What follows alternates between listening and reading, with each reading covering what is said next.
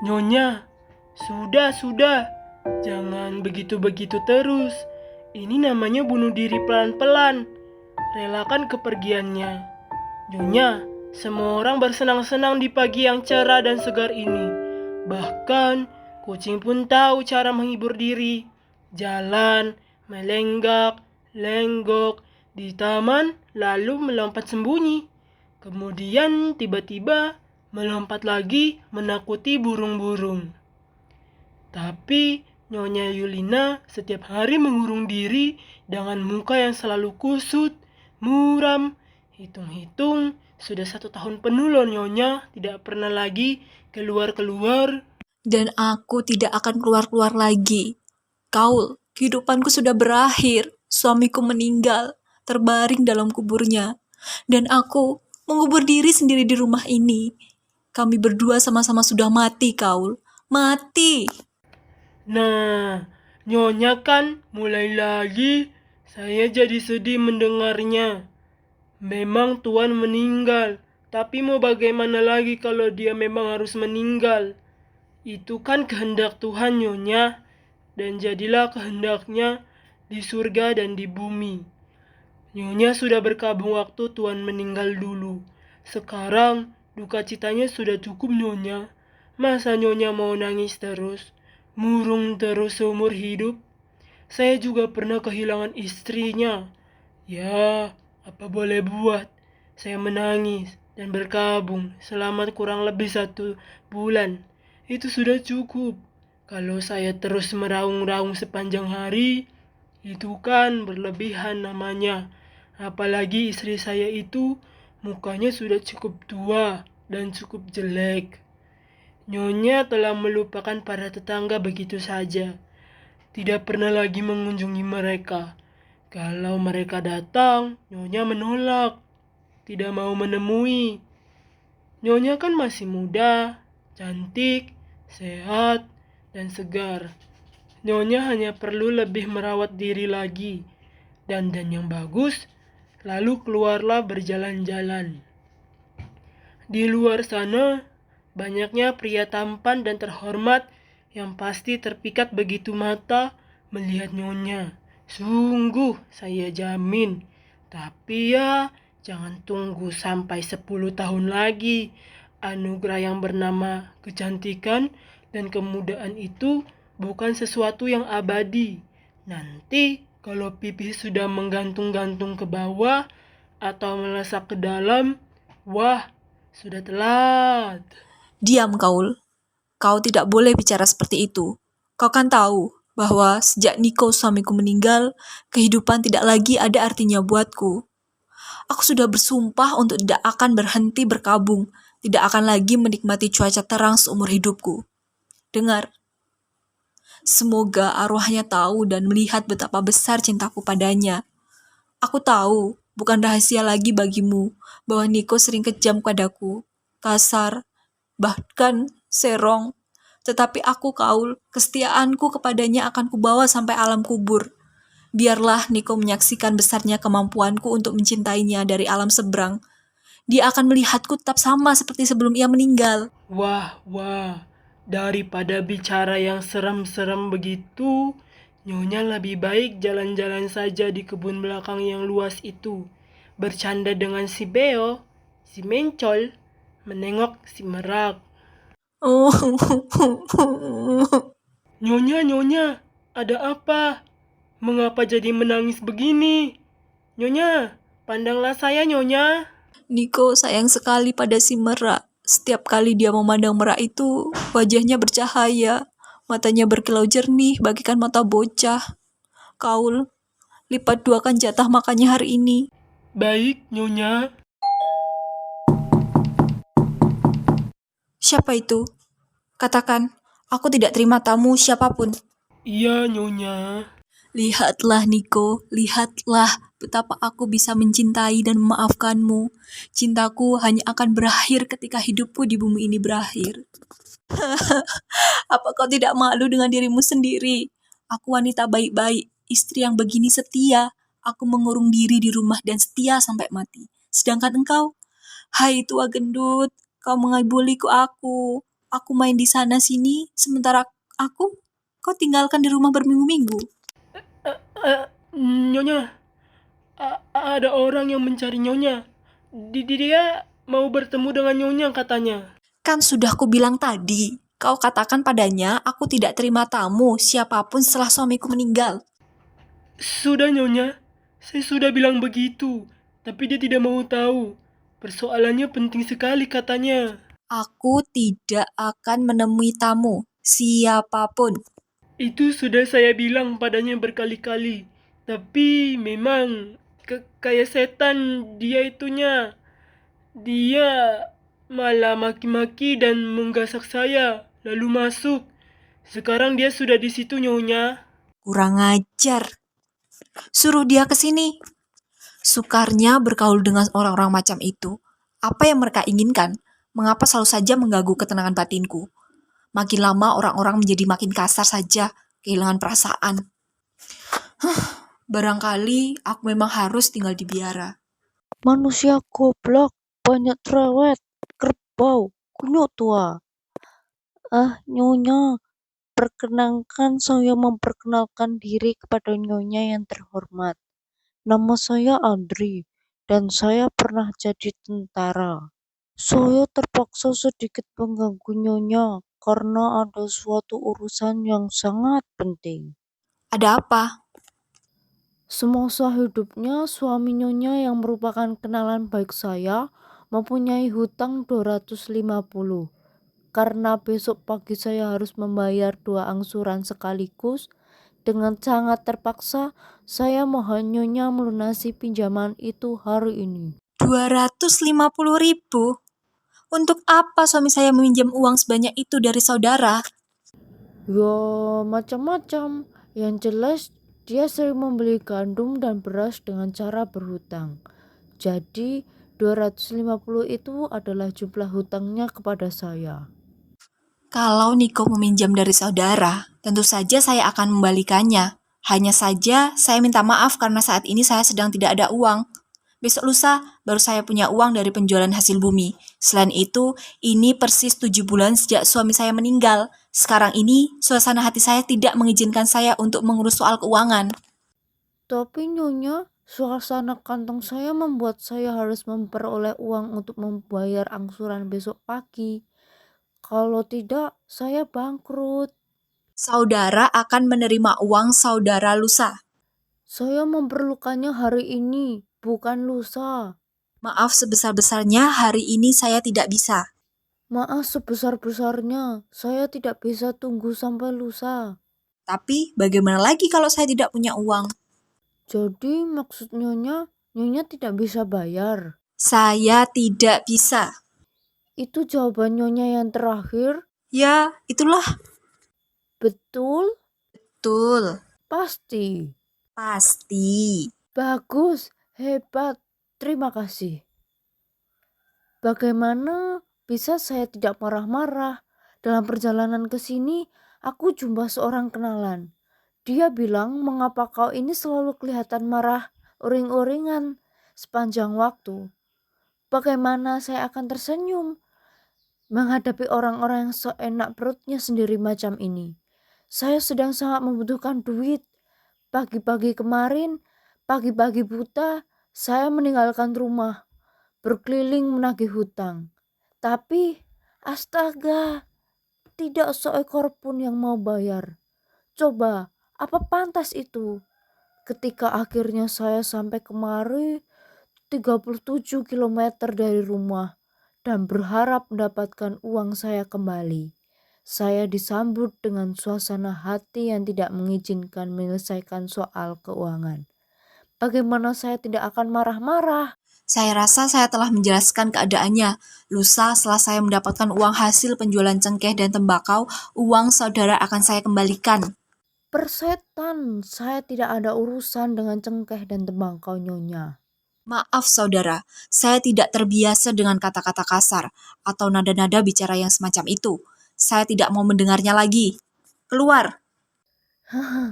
Hebat, sungguh hebat dalih yang diajukan. Suasana hati. Suaminya mati kan sudah 7 bulan yang lalu.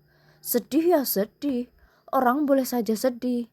Tapi bagaimana dengan kepentinganku? Aku harus membayar angsuran. Besok 2 orang akan menagih. Nyonya, saya tahu suami Nyonya meninggal. Nyonya sedang berduka cita dan tembakau Nyonya belum dibayar. Tetapi, coba katakan, lantas saya mesti bagaimana? Saya hanya harus lari terbirit-birit kalau 2 orang penagih itu datang. Aku menagih Herman, istrinya bilang dia sedang pergi. Aku pindah menagih Yaros, ia sembunyi. Lucio malah mengajakku bertengkar sampai hampir-hampir kulemparkan dia dari jendela. Blasius bilang sudah sebulan sakit perut dan yang satu ini sedang terserang suasana hati. Gila, tidak satu pun yang mau membayar. Aku tahu sebabnya. Aku terlalu baik, terlalu lemah lembut, serba maklum, serba memaafkan. Itulah sebabnya. Tapi mulai sekarang lihat saja. Aku tidak lagi bisa dipermainkan. Aku akan tetap di sini sampai dia membayar. Marah betul aku hari ini. Sampai senagal napasku. Ah, ya Tuhan, mataku sampai berkunang-kunang. Hei kamu, sini, Ada apa, Tuan? ambilkan minum. Coba, di mana logikanya? Aku sangat kepepet, butuh dan segera. Tetapi tidak mau membayar gara-gara suasana hati yang tidak mengizinkan mengurus soal-soal yang berhubungan dengan uang. Dasar logika perempuan. Cupet. Itulah mengapa aku tidak suka berembuk dengan perempuan. Aduh, sekujur tubuhku gemeteran. Begitu aku melihat makhluk puitis semacam itu. Meski dari jauh aku begitu menggelegak sampai kakiku kejang. Nyonya sedang tidak enak badan dan sedang tidak menerima tamu. Keluar! Tidak enak badan dan tidak terima tamu. Baiklah, kau tidak usah menemuiku. Aku akan terus duduk-duduk di sini sampai hutang-hutang dilunasi. Kalau kau tidak enak badan seminggu, aku duduk di sini seminggu. Kalau kau sulit 1 tahun, aku duduk di sini 1 tahun. Pokoknya, aku harus mendapatkan uang kembali. Nyonya yang terhormat, saya tidak akan bisa kau kelabui dengan kesedihanmu atau lesing pipimu, kedip matamu. Nah, memuakan panasnya keparat tidak akan yang mau membayar. Semalam aku tidak bisa tidur dan yang paling menjengkelkan adalah perempuan murung dan segala tetek bengeknya, suasana hatinya. Aduh, pusing kepalaku, nyeri. Baiknya minum saja lagi ya. Hei kamu, sini, Ada apa? minum. Aduh, penampilanku memang tidak karuan, penuh debu, sepatuku kotor, rambutku acak-acakan. Tentunya nyonya itu menganggapku orang gelandangan saja. Hahaha, memang tidak sopan masuk ke rumah ini dalam penampilanku yang begini. Ah, peduli amat. Aku kan bukan tamu yang mau mengapeli dia.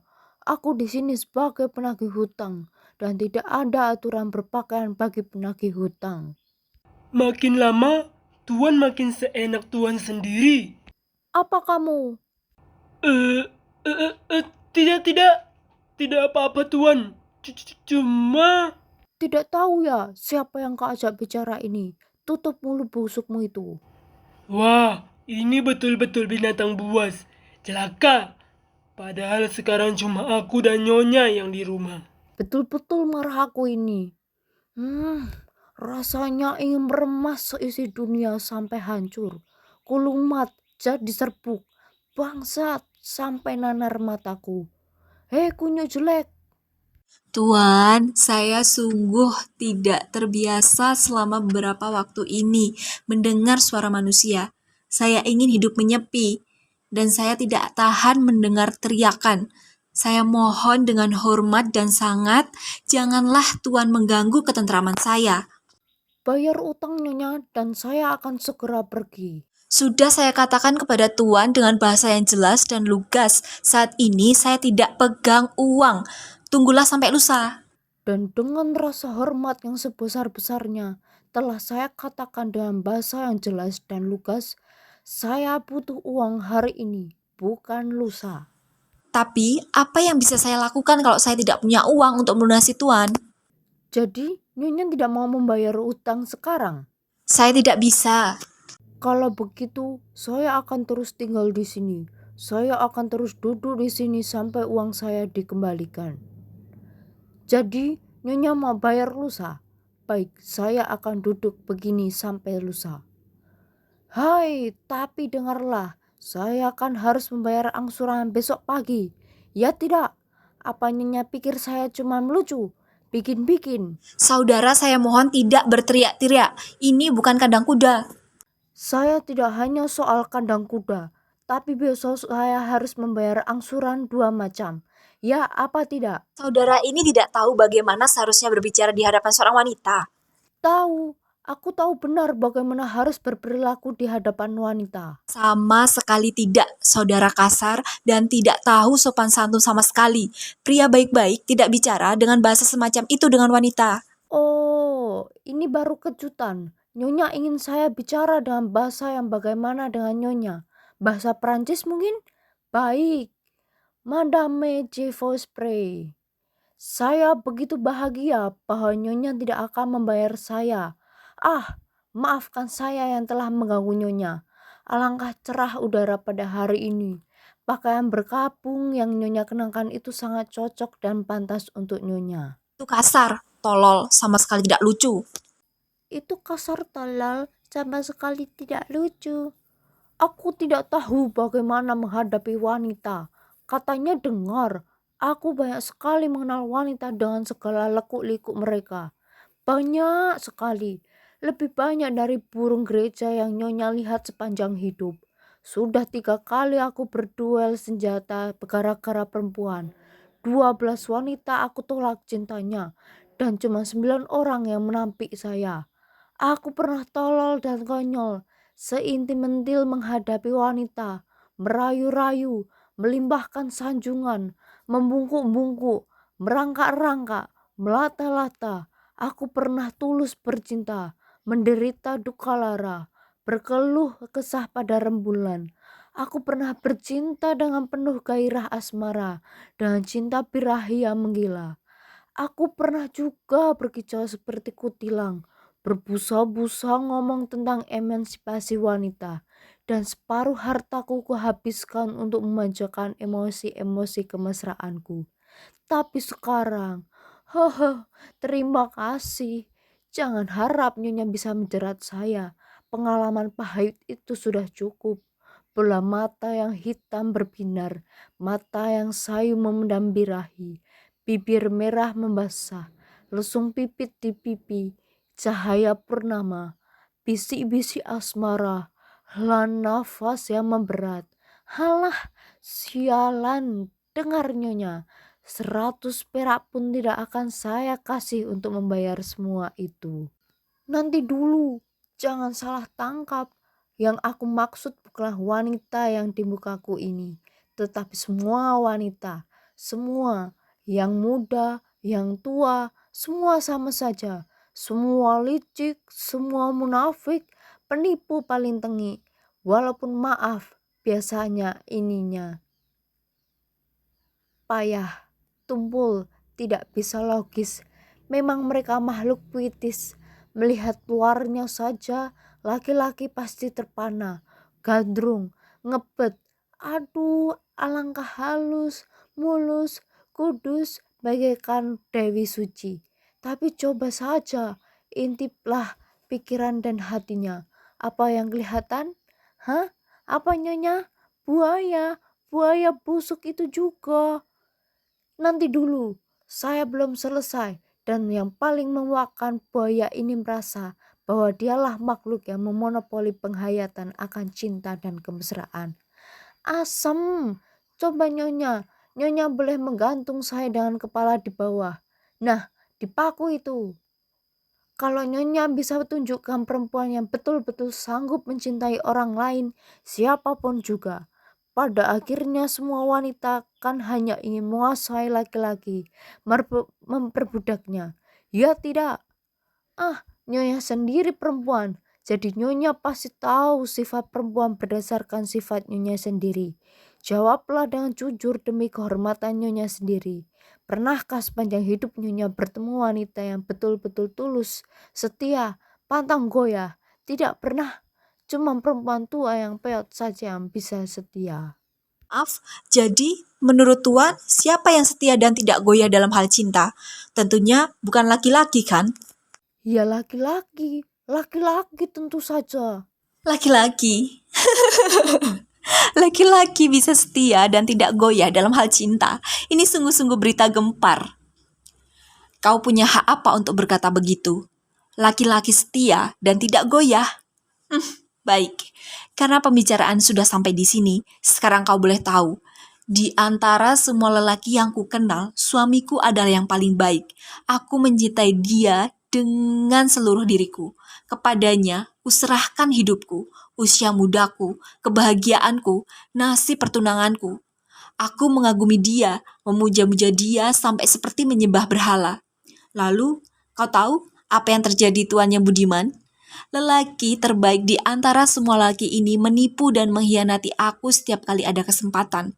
Sudah dia meninggal, kutemukan surat cinta satu laci penuh dari begitu banyak wanita lain. Sementara, ketika dia masih hidup, aku sering dia tinggalkan sendirian, berminggu-minggu lamanya. Dia berjumpa dengan wanita lain di depan mataku, dan jelaslah bahwa dia tidak pernah mencoba setia kepadaku. Dia boros-boroskan uangku dan menertawakan perasaanku kepadanya. Ya, meskipun dia begitu busuk, aku tetap mencintai dia, tetap setia kepadanya. Bahkan lebih dari itu, sampai sekarang, meskipun dia sudah meninggal, aku tetap setia, tidak pernah menyeleweng. Kukuburkan diriku di rumah ini di antara tembok-tembok itu buat selamanya, dan aku tidak akan melepas pakaian berkabung ini sampai hari kematianku. Pakaian berkabung. Aduh, lucu betul. Jadi kau kira aku tidak mau mengapa kau mengenakan pakaian yang aneh itu dan tidak pernah keluar rumah? Astaga, saya tahu Nyonya betapa misterius. Oh, alangkah puitisnya. Lalu nanti akan ada mahasiswa-mahasiswa, anak-anak muda tak berpengalaman yang melihatmu di ambang jendela. Lalu mereka akan berkata, rumah ini ada seorang wanita misterius yang mengurung diri di rumah demi cintanya pada suami. Kau kan jadi terkenal dan makin lama para pemuda itu akan makin terangsang dan mendekatimu. Halah, aku tahu akal-akalan macam itu Nyonya. Apa? Berani kau ngomong begitu? Nyonya mengurung diri di dalam rumah tapi tidak pernah lupa merias wajah. Itu yang di wajah Nyonya itu apa? Bukan bedak, dan yang itu ginju. Berani kau bicara seperti itu di rumahku? Jangan teriak-teriak Nyonya. Aku bukan bujangmu. Izinkan aku mengatakan hitam itu hitam, putih itu putih. Aku bukan perempuan dan aku terbiasa menyatakan pikiranku tanpa berputar-putar. Jangan berteriak. Bukan aku yang berteriak, tapi kamu. Aku minta pergilah, pergi. Kembalikan uangku. Aku akan pergi. Tidak akan membayarmu. Kau harus. Tidak bisa, pergi. Tinggalkan rumah ini. Karena aku bukan tunanganmu, bukan pula burumu. Kau tidak usah berlagak bermacam-macam, Nyonya. Aku tidak suka kau berlagak begitu. Kau masih berani duduk? Berani? Ada apa? Aku minta saudara pergi. Kembalikan uang saya. Penasaran betul aku. Aku tidak mau bicara dengan orang tidak waras. Aku mohon pergilah, Tuan. Tidak mau pergi? Tidak. Tidak. Tidak. Baik. Kaul, antarkan Tuan ini keluar. Tuan, sudilah Tuan betul-betul pergi kalau sudah diminta pergi. Tuan jangan... Tutup mulutmu. Siapa yang kau ajak ngomong ini? Aku betot lidahmu nanti. Di mana kawan-kawanmu yang lain, Kaul? Tidak ada Nyonya, semua sedang keluar. Ayo Tuan, segera keluar dari rumah ini. Agaklah sopan sedikit. Kamu ini memang bangsat beruang biadab, hewan. Dari mana hakmu menghina aku? Aku menghina kamu, lalu mau apa? Kamu pikir aku takut ya? Dan kau kira karena kau kebetulan makhluk puitis, lalu kau bisa menghina orang seenaknya tanpa mendapatkan hukuman? Aku tantang kamu berduel. Pistol! Cuma karena jarimu gemuk-gemuk, kepalamu besar, dan bisa merong kayak kerbau disembelih, lantas aku takut padamu. Hei kerbau, beruang. Setan! Tidak akan kubiarkan seorang pun menghina aku. Ayo, aku tantang kamu. Mentang-mentang kau makhluk lemah, lantas kau pikir aku tidak tega? Kau menantang duel? Boleh. Sekarang juga. Sekarang juga, almarhum suamiku punya koleksi beberapa pistol. Aku ambil, jangan lari kamu. Akan kubidik dia seperti membidik ayam. Dikiranya aku ini remaja yang sentimental apa? Oh, Tuan. Tuan? Ya duel antara laki-laki dan wanita. Inilah yang namanya persamaan hak, emansipasi. Demi prinsip, aku harus menembak mati dia. Harus, ini prinsip. Tapi bukan main hebatnya perempuan itu. Wajahnya menyala-nyala, matanya berkilat-kilat. Dia meladeni tantanganku. Gila, belum pernah aku kenal perempuan macam begini seumur hidup. Tuan, pergilah Tuan. Aku mohon. Aku akan mendoakan Tuan. Aku janji. Ini wanita sejati, wanita idaman, bukan modelnya perempuan-perempuan lemah yang merengek-rengek, mendesah dan mengeluh-eluh. Sungguh sayang aku terpaksa membunuhnya. Oh, Tuan. Pergilah, pergi. Aku senang padanya, itu jelas perempuan penuh pesona. Astaga Tuhan. Minta ampun. Bagaimana ini? Aduh, ngeri aku. Nah, ini pistolnya. Tapi sebelum kita mulai, tolong jelaskan pada saya bagaimana cara menggunakannya. Baru pertama kali ini aku menyentuhnya. Begini, ada bermacam-macam pistol. Ada yang khusus dibikin untuk duel. Misalnya yang bikinan Mortimer. Kalau ini sungguh-sungguh pistol bagis. Mahal. Begini cara menggenggamnya. Aduh, matanya. Ya Tuhan, matanya. Begini. Betul, kemudian angkat bagian ini. Ya, lalu mulailah membidik sasaran. Ya, begitu. Kepalamu ditegakkan sedikit. Itu lengannya harus diterengankan penuh. Nah, begini. Lalu jari yang ini nyangkol dan menekan di sini. Ya, tapi aturan yang terpenting adalah jangan tegang, jangan terburu-buru. Nyonya harus menguasai seluruh tangan agar tidak gemetar. Beres. Kurang enak menembak-nembak di dalam rumah. Mari ke halaman belakang. Baiklah, cuma perlu kuingatkan bahwa aku nanti akan menembak ke udara. Lantas, mengapa begitu? Sebab, itu urusanku. Oh, jadi Tuan tidak tega ya? Apa Tuan takut? Jangan. Contohlah aku. Aku tidak akan berkedip sampai peluruku melobangi jidatmu. Jidat yang sangat aku benci itu. Jadi, kau takut? Ya, aku takut. Kita batalkan saja. Omong kosong. Mengapa kau batalkan? Sebab aku jatuh hati padamu. Dia jatuh hati padaku. Berani-beraninya dia bilang begitu. Pergi dari sini. Dengar, kau masih marah Nyonya? Nama saya Gerku. Saya juga marah besar. Tapi bagaimana aku menjelaskannya? Soalnya adalah terus terang saja begini. Bagaimanapun juga, apakah saya salah mengatakan hal ini padamu? Sialan, aku jatuh hati, mengerti? Malahan hampir jatuh cinta. Jangan mendekat. Benci aku. Ya Tuhan, hebatnya wanita ini. Sepanjang hidup baru sekarang aku ketemu yang sedahsyat ini. Aku tenggelam, aku tikus yang masuk perangkap. Tamatlah riwayatku. Jangan dekat. Aku tembak nanti. Tembak, tembaklah. Tidak bisa kau bayangkan alangkah bahagianya mati di hadapan sepasang mata yang indah dan ajaib itu. Terbunuh oleh peluru dari senjata yang digenggam tangan halus dan gemulai itu. Ah, Aku jadi tidak bisa berpikir. Pertimbangkan dan putuskanlah sekarang, Nyonya. Karena sekali aku melangkah meninggalkan rumah ini, tidak akan pernah berjumpa lagi. Kau harus membuat keputusan. Aku keturunan orang baik-baik. Aku lelaki jujur dan penghasilanku lumayan. Dan aku bisa menembak sasaran uang, logam yang engkau lemparkan ke udara. Ayolah duel, aku tantang kau sekarang.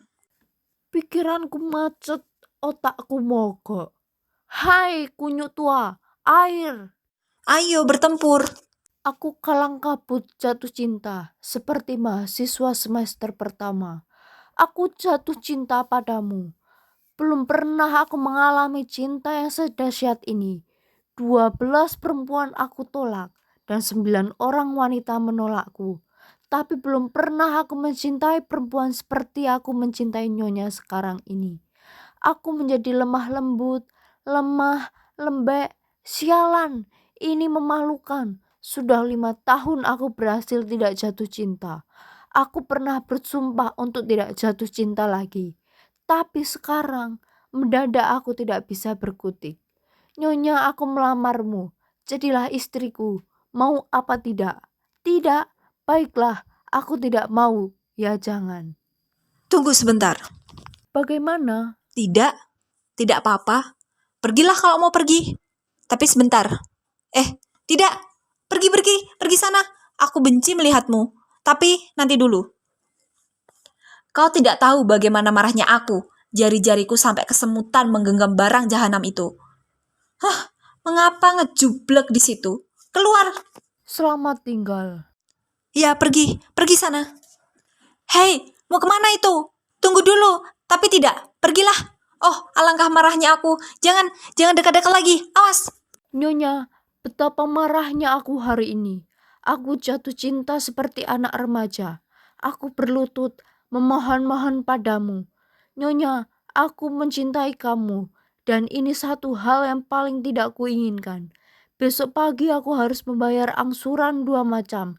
Dan sekarang kau membuat aku jatuh cinta. Untuk ini, aku tidak bakalan pernah memaafkan diriku sendiri. Kurang ajar. Lepaskan aku. Aku benci. Aku tantang kamu. Ya Tuhan.